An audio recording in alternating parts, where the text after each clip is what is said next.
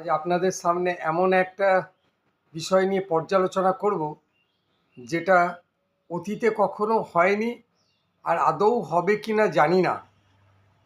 তবে জনগণ বলবে, জনগণের কীভাবে রিয়্যাক্ট করছে, শেয়ার করছে না লাইক করছে তার ওপর ডিপেন্ড করছে, এবং সেটা যদি সরকারের কাছে পৌঁছে যায় সরকার কি ভাববে তার ওপর চিন্তাভাবনা করবে, তার ওপর ডিপেন্ড করছে। যাই হোক, কথাটা হচ্ছে যে আমরা এখনো পর্যন্ত দেখিনি যে একটা পার্টি হেরে গেল আর একটা পার্টি জিতলো। বেশ, এবারে নির্বাচনে অনেক পার্টি দাঁড়ায়, প্রার্থী দেয়, ধরে নিন কোনো একটা পার্টি লিড করলো, কিন্তু তার কাছে সরকার গঠন করার মতন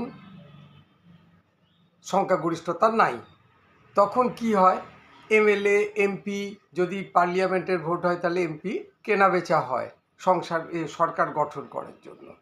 কিন্তু কথা হচ্ছে, হেরে যাওয়া পার্টির অনেককেই বিশাল মার্জিনে জিততে দেখা যায়। তাহলে কি দাঁড়ালো? সে জনমত পেয়েছে। কথা হচ্ছে, সেই প্রার্থীরা ক্যাবিনেটে মন্ত্রী হওয়ার যোগ্যতা আছে কিনা সেটা দেখে নেওয়া দরকার। অবশ্যই তাকে শিক্ষিত হতে হবে, দুর্নীতিমুক্ত হতে হবে, নীতিশিক্ষা জানতে হবে।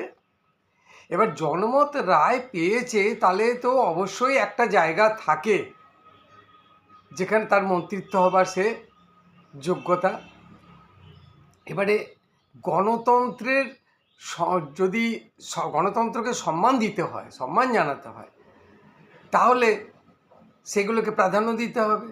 আবার এমনি অনেক সময় দেখেছি আমরা যে জেতা পার্টির অনেক প্রার্থী কম ভোটের ব্যবধানে জিতেছে, তাহলে তার পরিবর্তে বেশি মার্জিনে জেতা প্রার্থীকে প্রাধান্য দেওয়া দরকার। তবেই গণতন্ত্রের সম্মান, গণতন্ত্রের রায়কে অভিবাদন জানানো দরকার।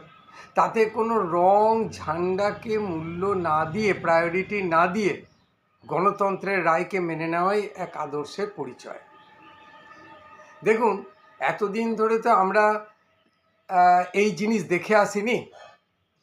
তবে সিস্টেমে চেঞ্জ হলে কোনো পার্টিরই মনোপলি একচেটিয়া সিদ্ধান্ত যে কোনো রাজ্যের বা দেশের ফেভারে নাও হতে পারে। তাহলে মনোপলি একচেটিয়া করার কোনো জায়গা থাকবে না।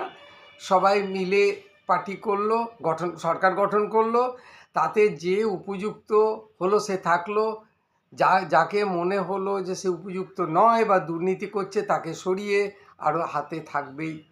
যাই হোক, সেটা আলাদা জিনিস। এবারে আমাদের সমাজ এক উন্নত, উন্নয়নশীল, দুর্নীতিমুক্ত সরকার দেখতে চায়। তাহলে সেটা এবার চিন্তাভাবনা করার বিষয়।